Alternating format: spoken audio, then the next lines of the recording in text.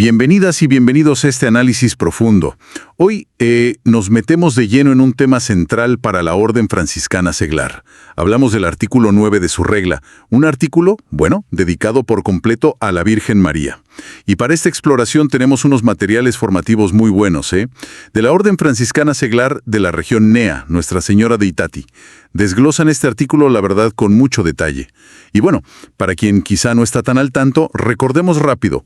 La OFS, la Orden Franciscana Seglar, es esa rama de la familia franciscana de laicos, ¿no? Gente que vive su fe siguiendo a San Francisco, pero en su vida cotidiana. Familia, trabajo, comunidad. Su regla es como su hoja de ruta espiritual. Entonces, la idea acá es entender bien por qué María es tan importante para ellos. Vamos a verla como modelo, ¿no? De humildad, de disponibilidad y también como protectora, como abogada, que así la llamó San Francisco. Ok, a ver, vamos a meternos en esto. Y es interesante, creo, incluso si uno no es franciscano, porque al ver qué significa María para ellos, tocamos temas universales, ¿no? Como una figura espiritual inspira, modelos de fe, de servicio, de una actitud interior distinta.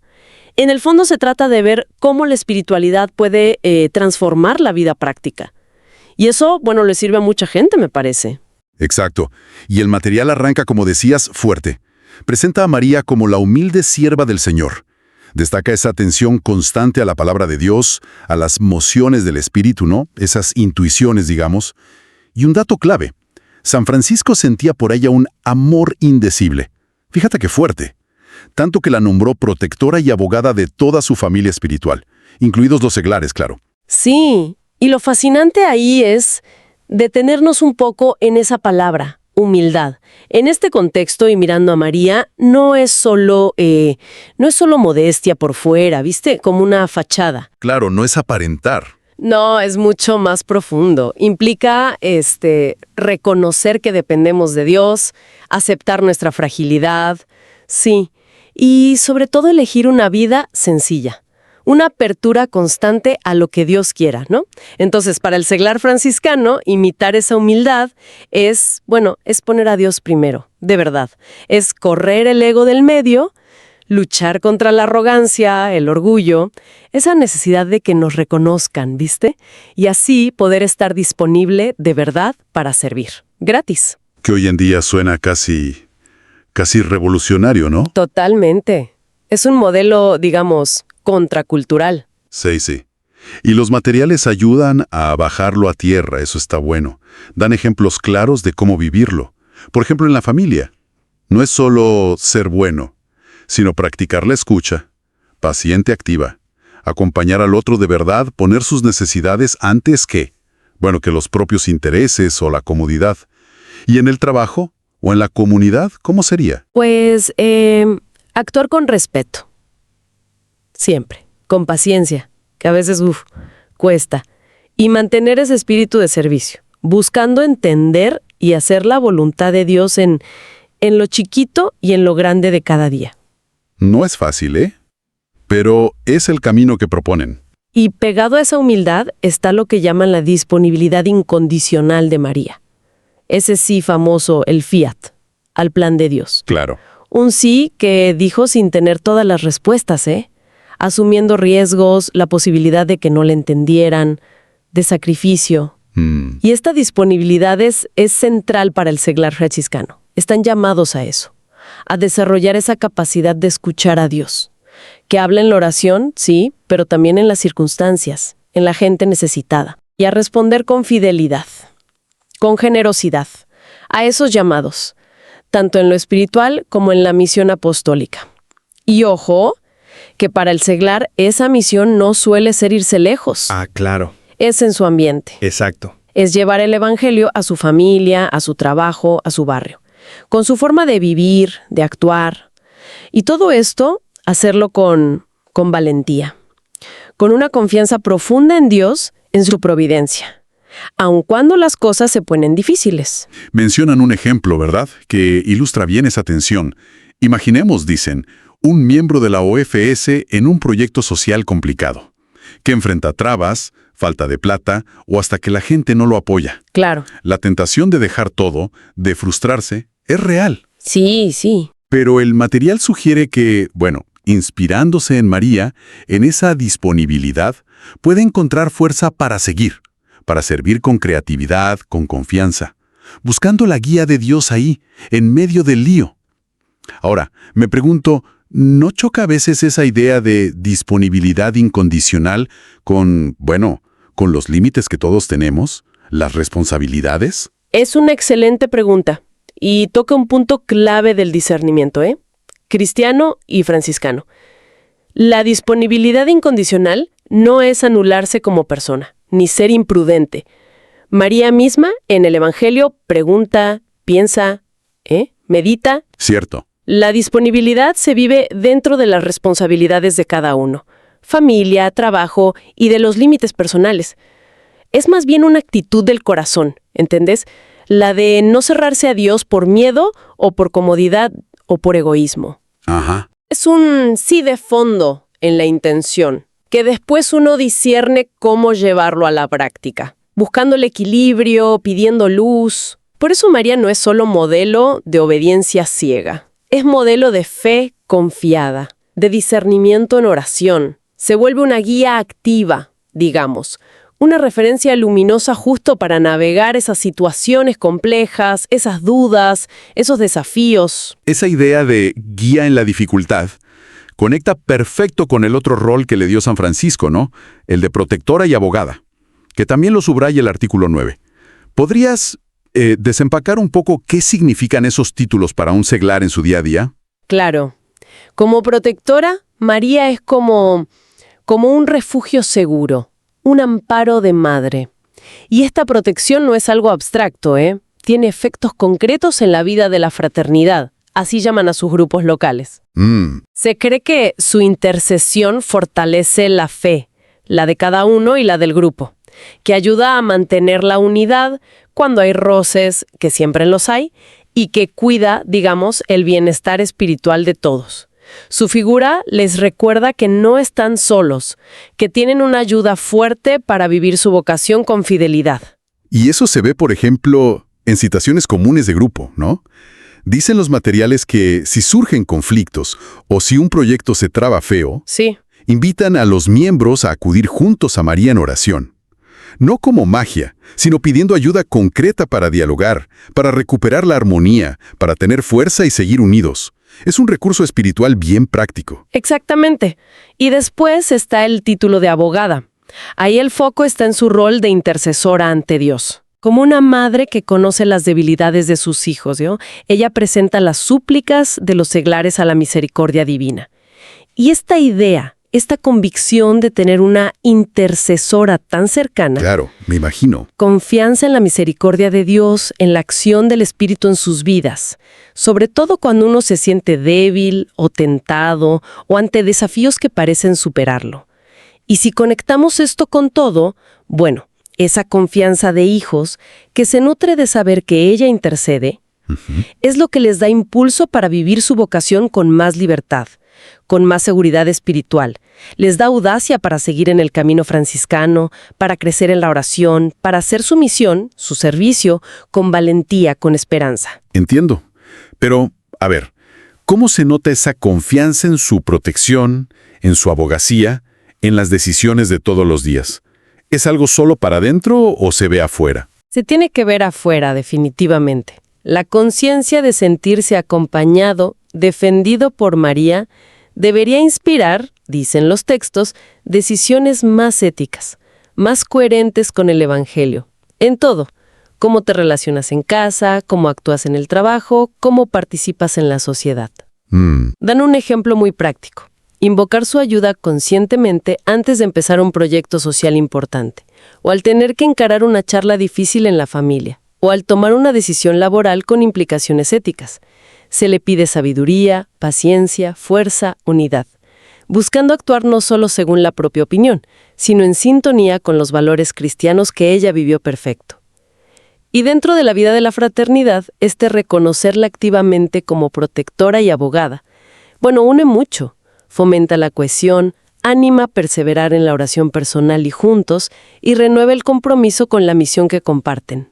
Claro. Ayuda a superar personalismos, a levantar el ánimo cuando uno flaquea en la vocación y a encontrar juntos la fuerza y la guía para servir a los demás, especialmente a los más necesitados, que es un eje franciscano clave.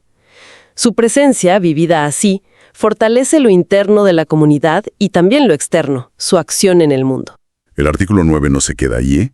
También dice que los seglares deben testimoniar un ardiente amor hacia María, principalmente con una oración confiada, consciente. Aquí se pone interesante de verdad, porque ardiente amor suena muy intenso. ¿Cómo se traduce eso, sin caer en algo, no sé, sentimental nomás? Es una buena pregunta.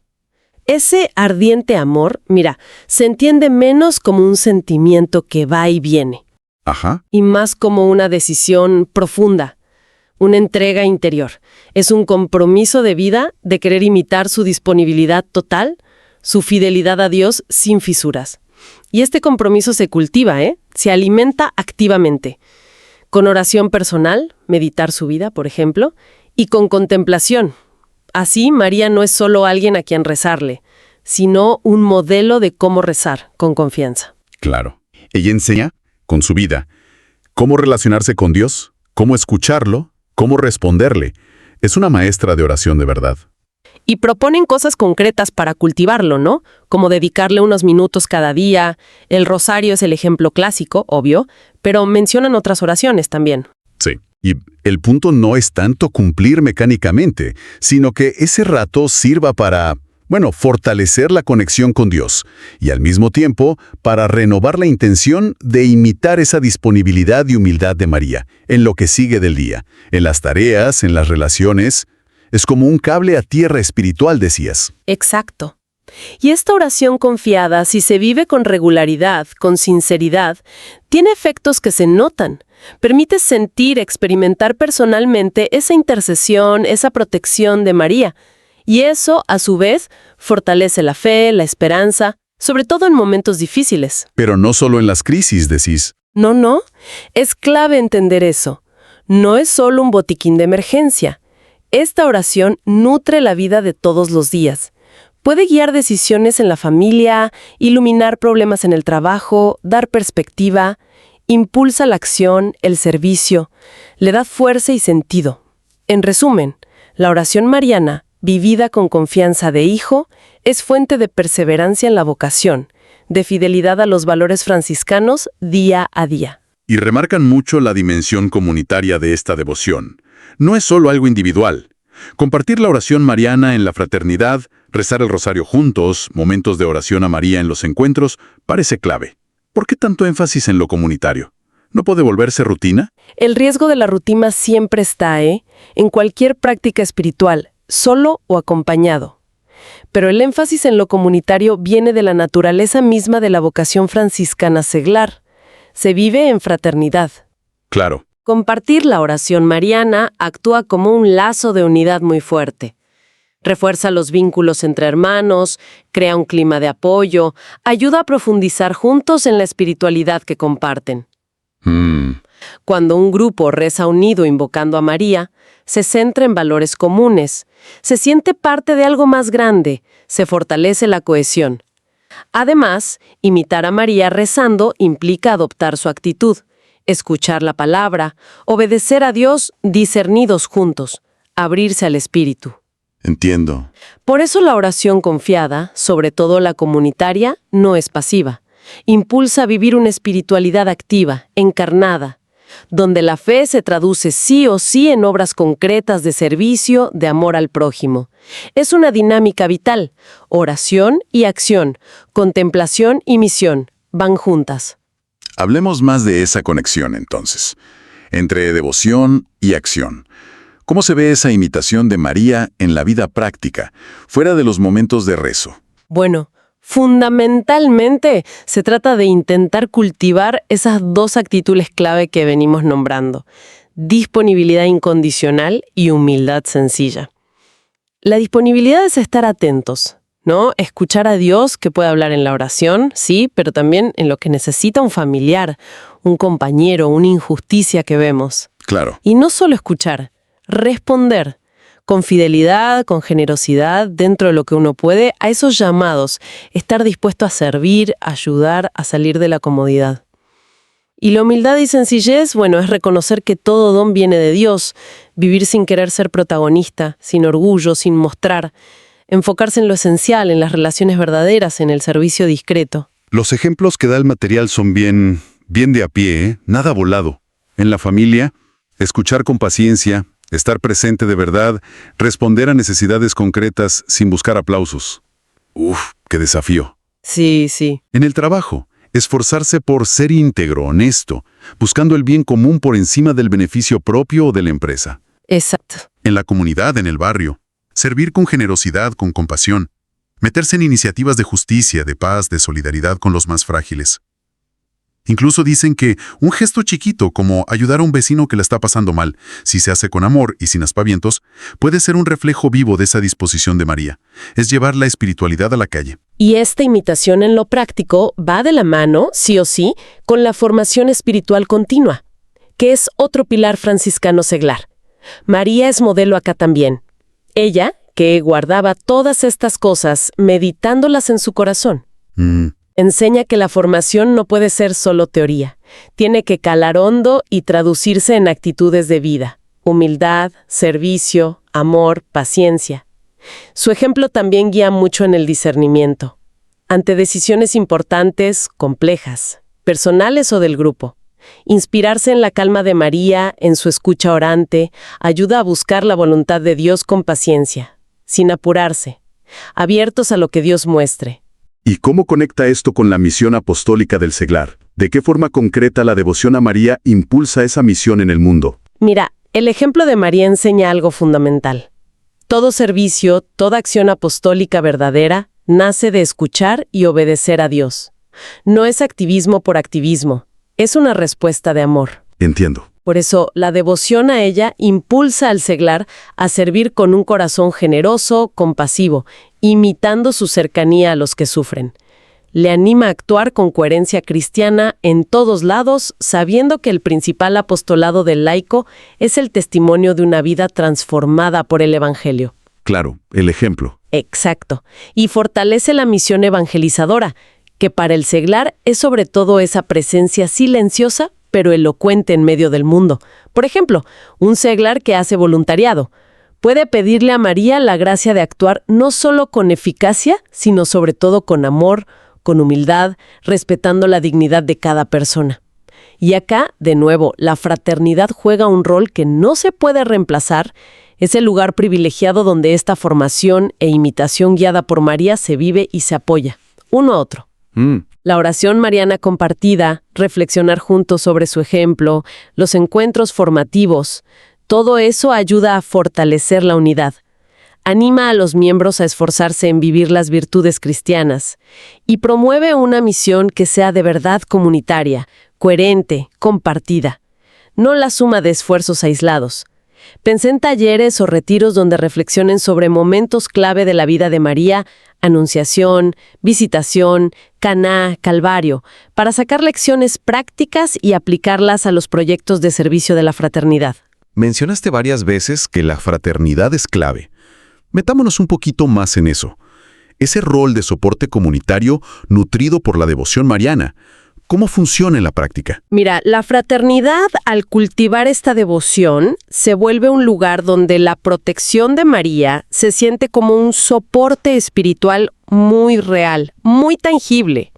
La devoción compartida, rezar juntos invocándola, ayuda a los miembros a fortalecer su propia oración, su contemplación, a renovar cada tanto su compromiso de conversión, que es para toda la vida, y a enfrentar los desafíos personales y del grupo con más humildad, con más confianza en Dios. Claro. El simple hecho de juntarse a rezar el rosario, por ejemplo, puede hacer que alguien que está pasando un mal momento se sienta acompañado, entendido, fortalecido por la fe de sus hermanos y por esa presencia maternal de María. Entiendo. Entonces, esa oración mariana compartida es como como un vínculo de unidad real. No es solo rezar por rezar, sino que teje lazos más profundos entre ellos. Permite que la comunidad crezca en coherencia espiritual y, por lo tanto, también en su capacidad de llevar adelante la misión juntos. Exacto. Un ejemplo simple pero efectivo. Empezar las reuniones de la fraternidad con un ratito de oración mariana. Ayuda a centrar al grupo, a recordar los valores que los unen, a fortalecer la cohesión antes de pasar a los temas prácticos. Absolutamente. Y al meter activamente la devoción mariana en su dinámica, la fraternidad se transforma también en un espacio de formación mariana continua. Vivencial. María, con su ejemplo de humildad, disponibilidad, fe, caridad, inspira constantemente a los seglares a crecer en eso. Les ayuda a fortalecer su vocación apostólica particular, a discernir cómo servir mejor y a practicar concretamente la solidaridad, la misericordia, la paciencia, entre ellos y hacia afuera. Es una escuela de vida cristiana, al estilo de María. Y también se menciona que la fraternidad guiada por María, como abogada, se vuelve un espacio de intercesión y acompañamiento mutuo. Se reza no solo por lo propio, sino explícitamente por las necesidades de los otros miembros, por sus problemas familiares, laborales. Sí. Y también por las grandes intenciones de la Iglesia, de la sociedad. Crear, por ejemplo, un círculo de oración semanal donde se pide específicamente por los hermanos y sus intenciones, invocando la ayuda de María. Es una forma muy concreta de ese acompañamiento espiritual, de esa caridad fraterna. Y todo esto, si lo miras en conjunto, el soporte espiritual, el vínculo de unidad, la formación, la intercesión, todo confluye en fortalecer la misión comunitaria de la fraternidad. Inspirados por la humildad y la disponibilidad de María, los miembros se sienten motivados, capacitados para servir a los más necesitados con más generosidad, con más eficacia. Claro. Se fortalece la unidad, la cooperación en los proyectos apostólicos y se logra vivir la espiritualidad franciscana de una manera más integrada, más coherente, donde oración, contemplación y acción se alimentan una a otra, sin separarlas. Y esto, bueno, inevitablemente plantea una pregunta importante, ¿no? ¿Cómo se traduce concretamente esta devoción mariana, vivida así, personal y comunitariamente, en un impacto social real, en una transformación visible, aunque sea pequeña, del entorno? Entonces, ¿qué significa todo esto? Creo que hemos desgranado bastante bien la riqueza de este artículo 9, ¿no? Vimos a María no como una figura lejana o decorativa, sino como un modelo tremendamente poderoso, activo, de humildad, de disponibilidad para los franciscanos que viven en el mundo. Analizamos ese rol crucial que le dio San Francisco, protectora, abogada, un amparo, una intercesión constante. ¿Sí? Y exploramos cómo la devoción sincera a ella, expresada en la oración confiada y sobre todo en tratar de imitar sus virtudes, moldea la espiritualidad de cada uno, fortalece los lazos y la vida comunitaria en la fraternidad e impulsa la acción concreta, el servicio, el testimonio en medio del mundo. Y quizás, para cerrar, queda una reflexión ahí flotando. Una que puede ir más allá del contexto franciscano, ¿no? Que puede interpelar a cualquiera que esté buscando crecer por dentro, buscando un modo de vida con más sentido. A ver. Podríamos preguntarnos, ¿de qué manera el cultivar a conciencia deliberadamente cualidades como la escucha profunda, a uno mismo, a los demás, a lo trascendente, el servicio humilde, hecho sin buscar recompensa, y la disponibilidad incondicional, esa apertura a lo inesperado, a la necesidad del otro, cualidades inspiradas por una figura como María? ¿De qué manera eso podría reconfigurar nuestra propia forma de encarar los desafíos de cada día, nuestras relaciones, nuestra forma de estar en el mundo? Interesante. Esto más allá de la religión de cada uno, ¿eh? Y en un nivel quizá más hondo, ¿qué significa realmente para nosotros hoy estar disponible? En este mundo tan complejo, tan ruidoso, tan lleno de demandas. Es una pregunta que, bueno, que vale la pena quedarse rumiando un poco.